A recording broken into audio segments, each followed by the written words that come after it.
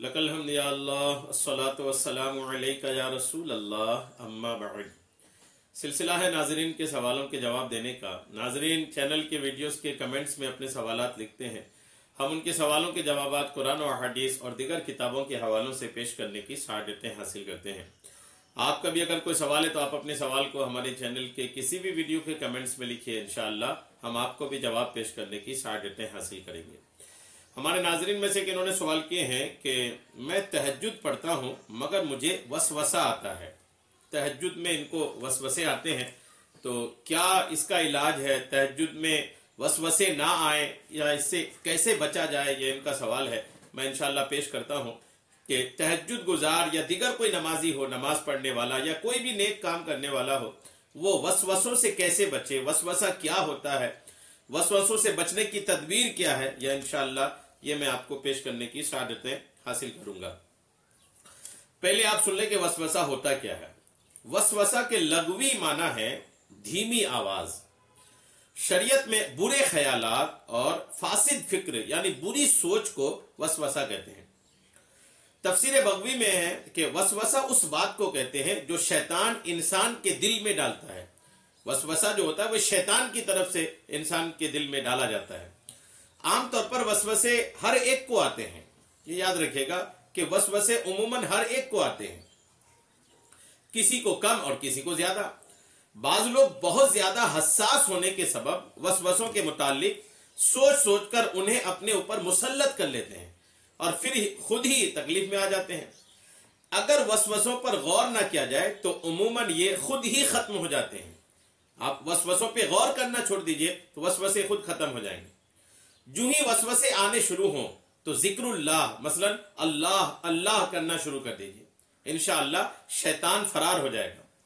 मुसलमान जिस कदर रब्बुल आलमीन अज़्ज़ा व जल्ला की इताअत में आगे बढ़ता है उसी कदर शैतान की मुखालफत व अदावत भी बढ़ जाती है और वो हर वक्त तरह तरह के मकरो फरेब और धोखे के जाल शैतान उस मुसलमान के लिए बिछाता चला जाता है और उसको अल्लाह अज़्ज़ा व जल्ला की इबादत और उसके प्यारे रसूल सल्लल्लाहु अलैहि वसल्लम की सुन्नत से रोकने की भी भरपूर कोशिश करता है और तरह तरह के वसवसे दिलाकर गंदे ख्यालात ज़हन में लाकर परेशान करता रहता है।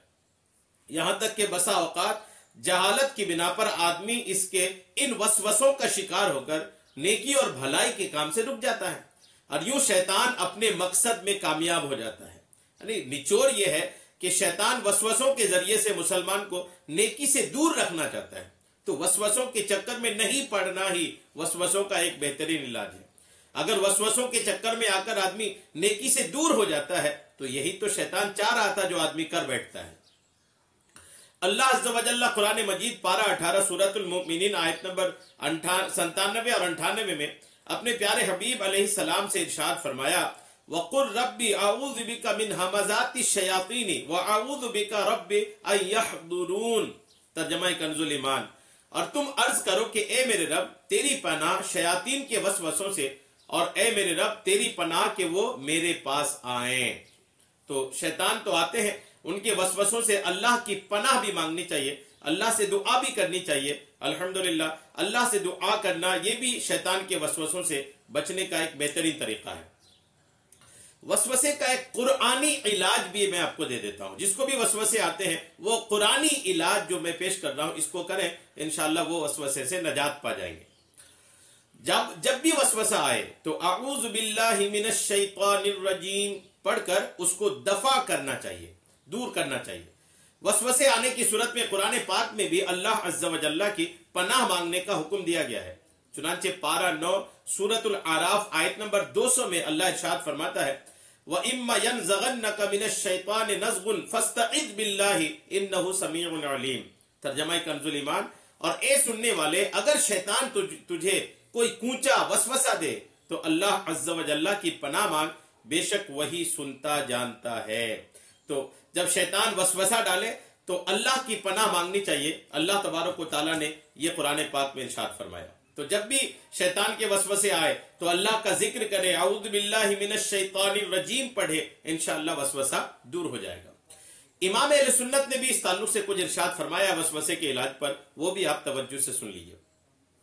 मेरे आका आला हजरत इमाम अहले सुन्नत मौलाना शाह इमाम अहमद रजा खान फाजिल बरेलवी रहमतुल्लाह अलैह फतवा रिजविया जिल्द अव्वल सफ़ा 1043 पर वसवसे का बेहतरीन इलाज बयान करते हुए इरशाद फरमाते हैं, वसवसे की ना सुनना, उस पर अमल ना करना, उसके खिलाफ करना भी वसवसे का इलाज है। वसवसे को सुनना नहीं है, वसवसे पर कान नहीं धरना है, वसवसे की तरफ तवज्जो नहीं करना है, वसवसे पर अमल नहीं करना है, यही वसवसे का एक बेहतरीन इलाज है। इस बलाए अजीम यानी वसवसे की आदत है कि जिस कदर उस वसवसे पर अमल हो उसी कदर वो बढ़ता चला जाता है, और जब कसदन उसका खिलाफ किया जाए तो बेअज़्निही ताला थोड़ी मुद्दत में बिल्कुल दूर हो जाता है। हजरत सैयदना अमर बिन मुर्रा रज़ियल्लाहु ताला अन्हु फरमाते हैं, शैतान जिसे देखता है कि मेरा वसवसा उसमें कारगर होता है, सबसे ज्यादा उसी के पीछे पड़ता है। जो ज्यादा वसवसे पर तवज्जो देता है ना, तो वसवसा देने डालने वाला शैतान ज्यादा ही उसके पीछे पड़ जाता है। इमाम इब्ने हजर मक्की रहमतुल्लाहि ताला अलैह का फरमान है कि अपने फतवा में फरमाते कि मुझसे बाज सिक्का यानी काबिल एतमाद लोगों ने बयान किया कि 2 वसवसे वालों को नहाने की जरूरत हुई। 2 ऐसे शख्स जो वसवसे की बीमारी में थे, उनको नहाने की जरूरत हुई। दोनों दरियाए नील पर गए। तुलुए सुबह के बाद पहुंचे। एक ने दूसरे से कहा, तू पहले उतर कर गोते लगा, मैं गिनता जाऊंगा और तुझे बताऊंगा कि पानी तेरे सर को पहुंचाया या नहीं, तेरे सर को पानी पहुंचा या नहीं। वो उतरा और गोते लगाना शुरू किया। और ये यानी जो बाहर था वो कह रहा था कि अभी थोड़ी सी जगह तेरे सर में बाकी है, वहां पानी ना पहुंचा। एक को सुबह से दोपहर हो गई, वो डुबकी लगाता रहा, लेकिन ऊपर वाला चूंकि वो वसवसे में था ना, उसको यकीन नहीं हो रहा था कि पूरे सर उसका भिगा होगा। आखिर सुबह से दोपहर हो गई, आखिर थक कर वो बाहर आया और दिल में शक रहा कि गुस्ल उतरा या नहीं। फिर उसने दूसरे से कहा कि अब तू उतर, मैं गिनूंगा। उसने डुबकियां लगाई और ये पहला कहता जाता है कि अभी सारे सर को पानी ना पहुंचा, यहां तक कि दोपहर से शाम हो गई। मजबूरन वो दूसरा भी दरिया से निकल रहा है और दिल में शुबह ही दोनों के बरकरार रहा और दिन भर की नमाजें भी खोई और गुस्ल उतरने पर यकीन ना होना था और ना हुआ। वसवसा है, वल इयाज़ु बिल्लाह ताला। ये हदीका नदिया में ये रिवायत मनकुल है।